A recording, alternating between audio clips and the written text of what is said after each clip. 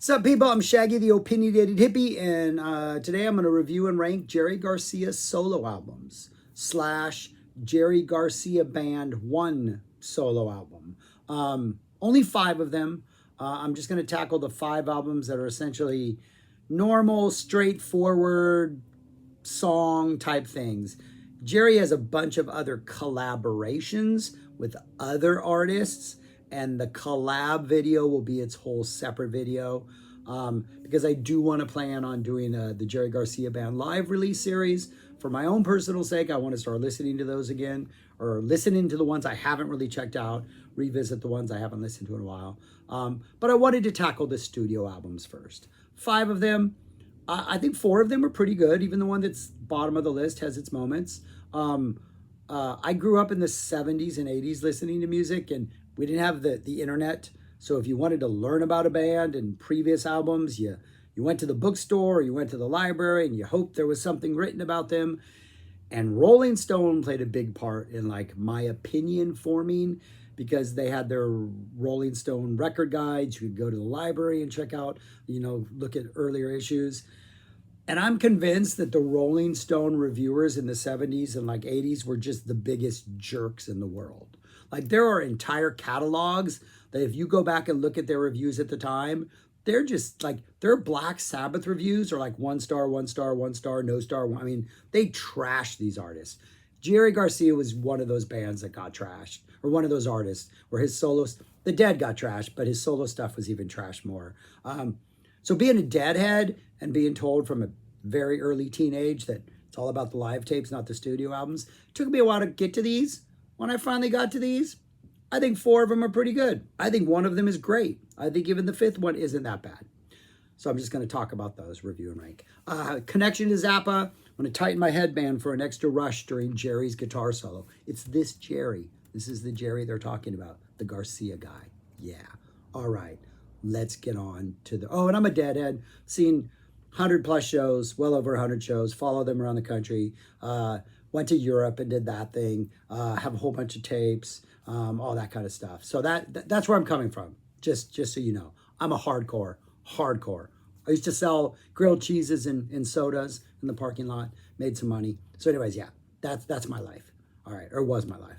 All right, yeah, let's get on to the reviews. Number 5 is Run for the Roses, Jerry's 4th, but his 5th release, because he did one under the title Jerry Garcia Band. This came out in 1982. It's got its moments. The production is a little thin. Some of the just kind of sounds a little poppy, but then there's a very Jerry essence in a number of the songs. So at the same time, it's listenable. Can't say it's bad. I think it's just by far the weakest of the 5. Pretty short. It's like a 35-minute album. Opens up with the title track, Run for the Roses, which is like just kind of an upbeat song that live feels like it has a little more muscle. The sort of thin poppiness of it is more the studio thing, but it is kind of a cheesy song. Run, run, run for the roses. Has some really nice Jerry, sort of that wah Jerry guitar that's in like Ruben and Charisse that really makes that song work, which I haven't talked about yet on this video. Cover of the Beatles, I Saw Her Standing There. That's just a big no. Album closes with the cover of Bob Dylan's Knocking on Heaven's Door. That's just a big no. Said it once, said it a million times, if I've said it once. No one should cover Knocking on Heaven's Door. That's what I was trying to remember. Only Bob. And even he shouldn't cover it, because the first original version, that's perfect. Without Love, kind of boring for a while, but then the ending is kind of nice. There's kind of a little bit of redemption at the ending, builds to a nice sort of like, what did I put? Nice sort of just kind of the horns come in, gets kind of a dramatic ending, kind of works. Midnight Getaway, which closes the first side, the 4th song, is actually pretty good. Starts off with a sort of Mission in the Rain type vibe, another Jerry song, and that kind of just slowly builds, doesn't get too crazy, and the ending is a nice kind of floating, meandering, kind of purposeless jam that really, really, really works, just because those things are usually not on Jerry albums. So that's nice. Leave the Little Girl Alone opens up the next side, the fifth song, not very good. Valerie is sort of a lightweight Althea, and then Knocking on Heaven's Door. So yeah, really, the opening is kind of catchy. Without Love Ends Strong, Midnight Getaway is the best thing on here. Valerie makes me want to listen to Althea. Yeah, so that's why it's number 5. Yeah, it's an okay listen. Only for the diehard Jerry fans who really want to hear everything he did. But Midnight Getaway is pretty good. On to number 4. Number 4 is Garcia, what is now known as Compliments. I think when it was given away, it said Compliments of Garcia, but it was called Garcia, which is the name of the first album. But then when they re-released it, I think it's now just called Compliments. Compliments Garcia. Came out in 1974. And Jerry pretty much did 2 types of solo albums. Albums that contain songs that apparently he thought were good enough for his band, and he would play them live. A lot of those were covers. Or songs that he was like, nah, these are so good, I'm only going to play with them with the Dead. This is one of those albums of songs that he would play live when he did play them live. The Dead don't think saw any of these, though on the albums that we're going to talk about later, the Dead saw quite a number of those songs. Opens up with Let It Rock, Chuck Berry song. I think it's almost all covers on here. I think there's only one original.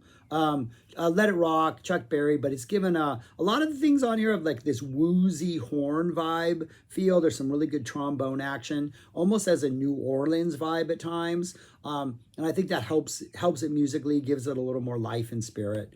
We get Chuck Berry's Let It Rock to open. Smokey Robinson's When the Hunter Gets Captured by the Game. Not a big fan of this arrangement. This one really doesn't do anything for me. Just kind of sounds like generic 70s soft rock at times. Not my favorite. We get That's What Love Will Make You Do next. I think the live version has a little more just sway to it because you really are leaning into the bass playing, John Conn's bass playing, rest in peace, though that was, 10, 15 years ago? But still, rest in peace, sir. Awesome bass player. And that bass groove is a little buried in the studio, but it's still a great song. We finally in the order of the way the albums are released. Some good, healthy Jerry guitar playing at the end of this. We only got a little brief part, one song on his first album. He's kind of stretching out a little more. It just feels like on this song. It's not the longest song, less than 4 minutes, but it has a looser, kind of more feels like live Jerry.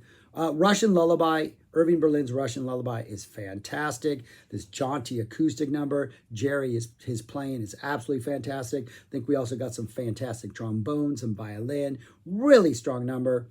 And then side A, middle of the CD, Turn on the Bright Lights closes it out. Kind of bluesy, really bluesy jam. I think at the end of it, Jerry's even like, whoa, or gives like a really like an exclamation of, yeah, now we're rocking out. This is some guitar energy. Really good bluesy guitar playing in that song. You get Van Morrison's He Ain't Give You None, follows that. Kind of gospel-y, giving it some appropriate Van Morrison type gospel-y spiritual energy. What Goes Around, Dr. John's What Goes Around is nice. Again, some fantastic horn work. I think it's the trombone that's stepping up. Let's Spend the Night Together by the Stones. No, no, no, no, and no. Nobody should cover this song. This is another one. You listen to the lyrics. It's kind of cheesy. The Rolling Stones make it work because they're the Rolling Stones. And they have that, whatever it is, that attitude they have. No, Jerry, no. Mississippi Moon, my favorite song on here.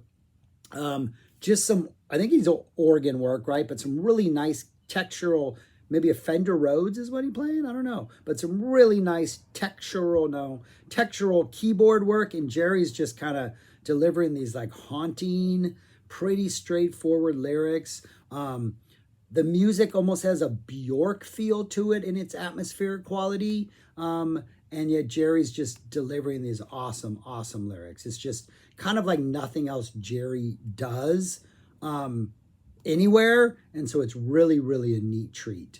And then it closes out with a Hunter Kahn song, Midnight Town, which is probably the weakest song on the album. But it's a really good listen. It's enjoyable. It's not epic. It's not going to blow your mind. But other than Let's Spend the Night Together and the closing song, I think it's all some pretty good choices. Maybe at times boring, but the longest song is like, I think 5 minutes. And yeah, that's the blues jam. So yeah, a good listen. My number 4, Compliments, Garcia. Number 3 is Cats Under the Stars. Cats Down. This is his only Jerry Garcia band studio album. It came out between 3 and 4 of his regular solo stuff. Came out in 78. And this album it's pretty much a band album. It sounds like live Jerry. The band at the time included the Godshalls. He would play a lot of these songs without the Godshalls going forward, of course. But it very much feels like the Jerry I knew in the 80s and 90s, the live stuff. Has some of his absolute best songs on here from his solo stuff. Only one of these ever made it into the Dead's repertoire. But a lot of them were regulars in the Garcia repertoire, but some fantastic stuff, but also some stuff that I think is kind of forgettable. So it kind of drops it down to 3, though there is some really strong material that you could argue it could be a 2.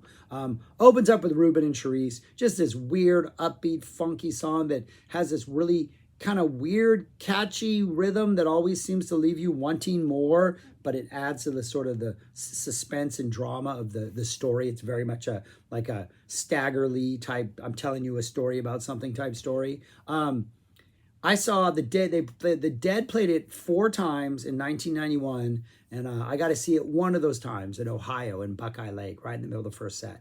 Really, really nice surprise, nice treat. And then they never played it again after that, but 4 times. It is a weird song. It's got a weird rhythm. Jerry's playing it and is fantastic. That heavy wah sound, that wah wah wah, just really, really cool. Love in the Afternoon, I think, is kind of forgettable. It's a Hunter John Kahn song, really kind of a slow ballady type thing. Palm Sunday works a little better. It leans in more to the gospel flavor a little more. I think that works. And then Side A, the 4th song, closes out with Cats Under the Stars, which is just Jerry at his funky best. Great lyrics. Great groove. The solo section in this was just awesome. Jerry would really stretch out and lean into his funkiness and just didn't get spacey stretch out. It's like very much a vamp, that like a cycle that repeats, but just his grooves, and could really, really stretch the song out. A fantastic song. We get Rhapsody in Red, which is kind of an upbeat rocker. Really nice energy in that. Rain is a Godchild number. Donna wrote that. Okay. Down Home is a short little kind of instrumental type piece. And then it closes with Gomorrah, a tale of Gomorrah. And I remember after a show at the Warfield, when I saw the Jerry Garcia band, we had got on the BART about the last train back to the East Bay. We just kind of run on, we make it, we all kind of sit down and collapse. And I'm still in a very psychedelic state of mind after this Garcia show. And this dude sits next to me who I kind of know from shows because I'd seen him around. And we start talking, and then we get silence for a while. And then he goes, Gomorrah. You played Gomorrah. Do you know what Gomorrah is about? And the entire BART train ride, this guy tells me the story of Sodom and Gomorrah as if I didn't even know what the Bible was, let alone stories in it. And then he gets to the song. He's like, and he turned around and his wife turned to salt, just like in the song. Just like in the song. And now every time I hear Gomorrah, I think of that guy and will always think of that guy. I don't know what the point of him telling me that was, but I was not in a state of mind to say, hey, I know what this song's about. But it's got a really kind of casual storytelling vibe, this awesome opening hook. Great, great song. Great album with some great songs. It's like start off strong, we get weak and strong. So like strong beginning, strong middle, strong end with little dips of sort of what I think are mediocrity in the middle. I know some people love this album more. I don't. But I do think some of this stuff is great. That's my number 3, Cats Under the Stars. Number 2 is Reflections. This came out in 76. A lot of songs on here were ones that Jerry was like, I'm going to play them with the Dead, not as a solo artist, though the Dead do play on all the songs on this album that they play live. So they're essentially Grateful Dead songs on a Garcia album, just written by Garcia Hunter, but that's not any different than Dead albums. One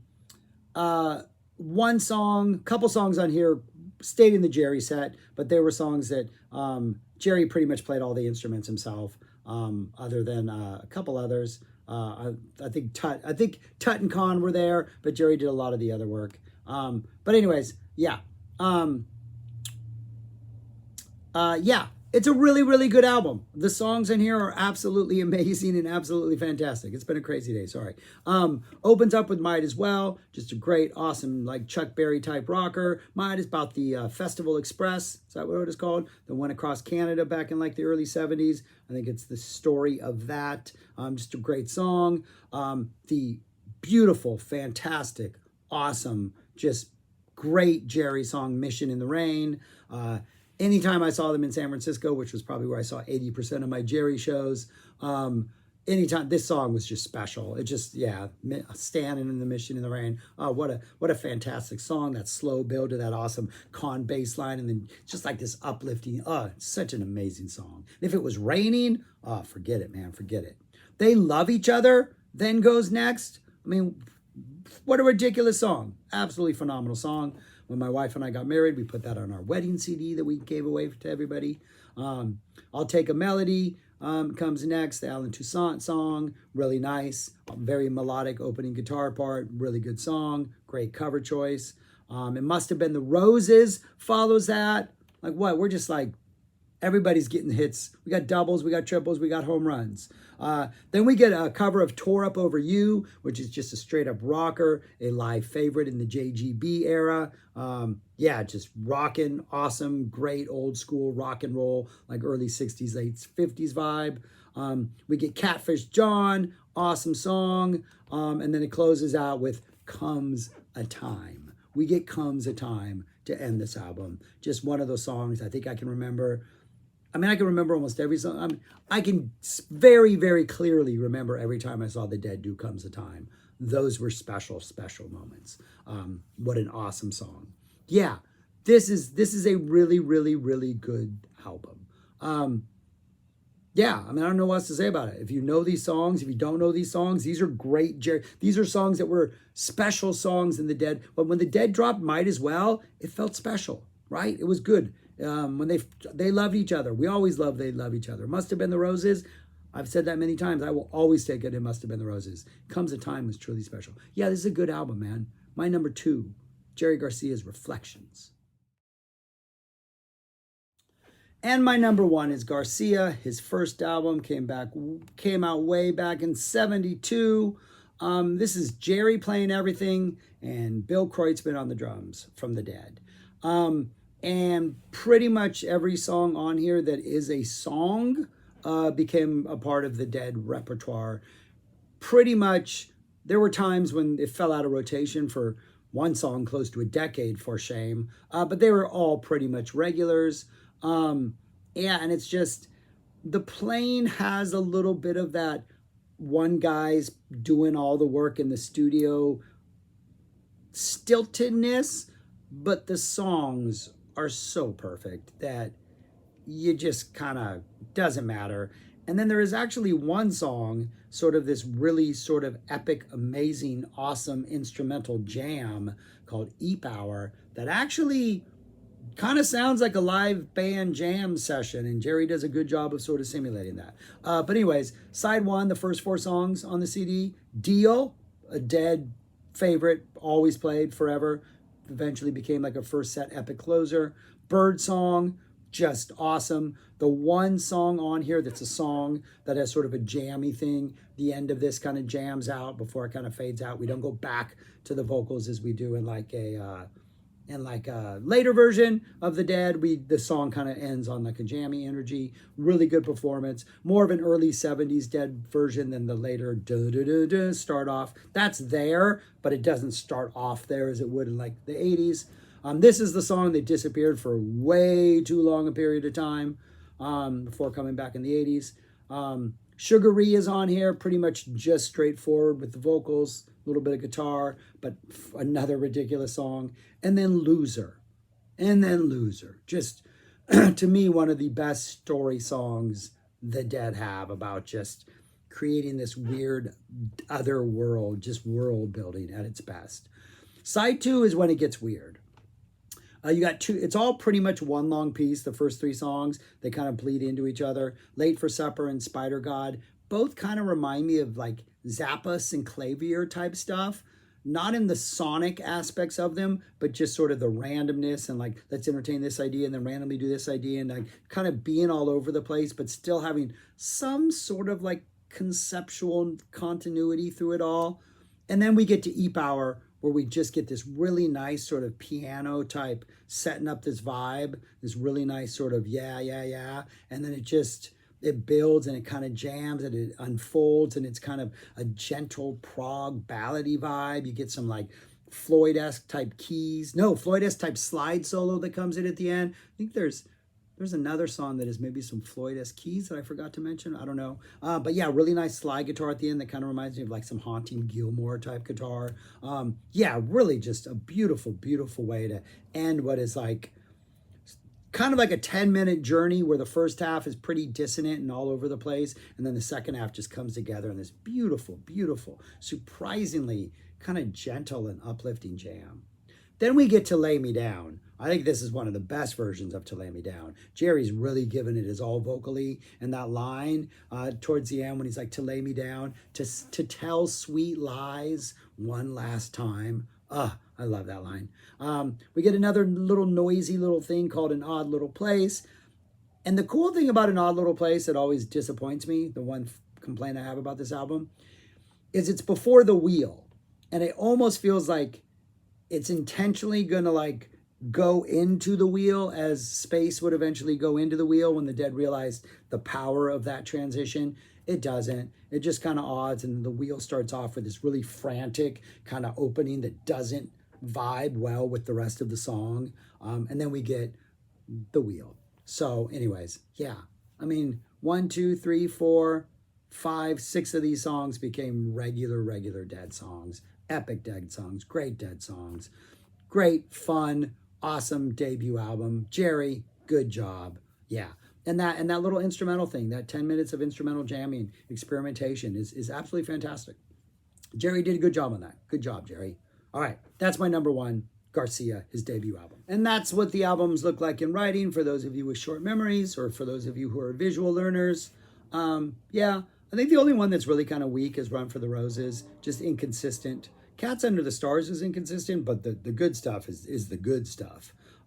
Garcia and Reflections, by far the strongest of the two, and are pretty consistent, pretty strong, pretty like, unless you just outright don't like the song, pretty solid outings. So yeah, good job, Garcia. All right, that's all I got. If you've listened to these albums, let me know your thoughts, all that kind of stuff. If you listen to them because of this to check it out, which is why I'm doing this, hopefully people will do that. Let me know what you think. Yeah, always interested. All right, that's all I got. Thanks for watching. Subscribe, like, share, comment, do all that stuff. And just go listen to Garcia and listen to some of the best. It's like his version of like it's like his solo version of American Beauty. Just this great album with short songs that are just so effective, that just have so much character and personality and depth and storytelling, and just, yeah, awesome. All right, that's all I got. Thanks for watching. Peace. Talk to you later.